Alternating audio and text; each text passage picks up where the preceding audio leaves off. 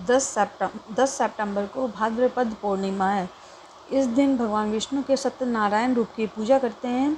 इसी दिन से पितृपक्ष स्टार्ट हो रहा है। सभी पूर्णिमाओं में सबसे उत्तम है यह पूर्णिमा। इस दिन बहुत सारे लोग भगवान शंकर की कृपा प्राप्त करने के लिए उमा महेश्वर व्रत भी करते हैं।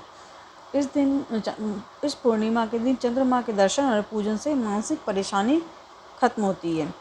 इस दिन अगर भगवान शंकर का दूध से अभिषेक किया जाए तो मनोवांछित फल की प्राप्ति होती है।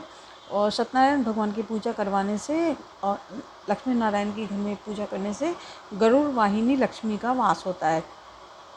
ये पूर्णिमा 9 सितंबर को 6:09 पे स्टार्ट हो रही है और 10 सितंबर को 3:28 को ये समाप्त हो रही है तिथि, पूर्णिमा की तिथि। तो लेकिन व्रत इसका 10 सितंबर को ही होगा, क्योंकि हमारे शास्त्रों के अनुसार उदया तिथि, सूर्योदय के समय में जो तिथि होती है पूरे दिन भर के लिए वही तिथि मानते हैं। तो इस हिसाब से सूर्योदय के समय 10 सितंबर को सूर्योदय के समय पूर्णिमा तिथि, इसलिए 10 सितंबर को हम लोग पूर्णिमा व्रत करेंगे। इसमें चंद्रमा का विशेष महत्व है। 10 सितंबर को चंद्रोदय 6:49 पर हो रहा है। अगर आपके घर से चंद्र दिखाई ना दे और आपको चंद्रमा को अर्घ्य देना है तो आप चंद्रमा का ध्यान करते हुए अपने पूजा घर में एक प्लेट रख लें और उससे अर्घ्य दे दें। आप जिससे भी अर्घ्य देते हो, दूध से अर्घ्य देते हो तो दूध से अर्घ्य दे दें उस प्लेट में, और जल से अर्घ्य देते हो तो जल से अर्घ्य दे दें।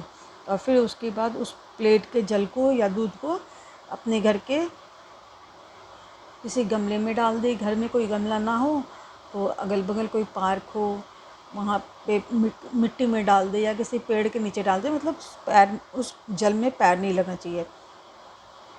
अगर आप किसी पवित्र नदी के किनारे के शहर में रहते हैं तो उस दिन नदियों में स्नान और दीपदान और ज़रूरतमंदों को दान अवश्य दें।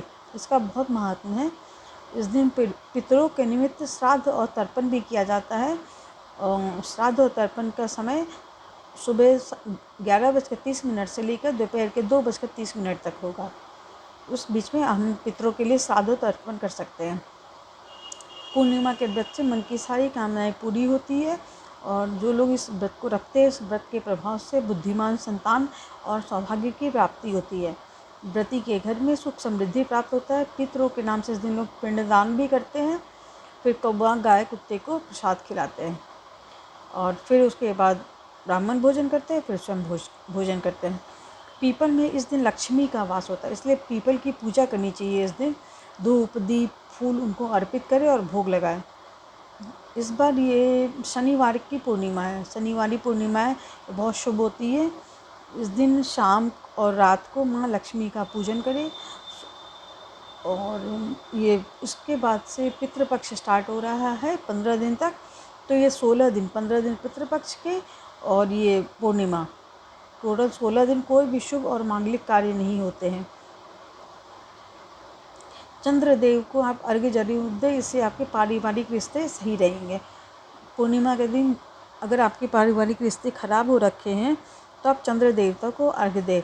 इस दिन लहसुन प्याज मांस मदिरा का सेवन नहीं करना चाहिए।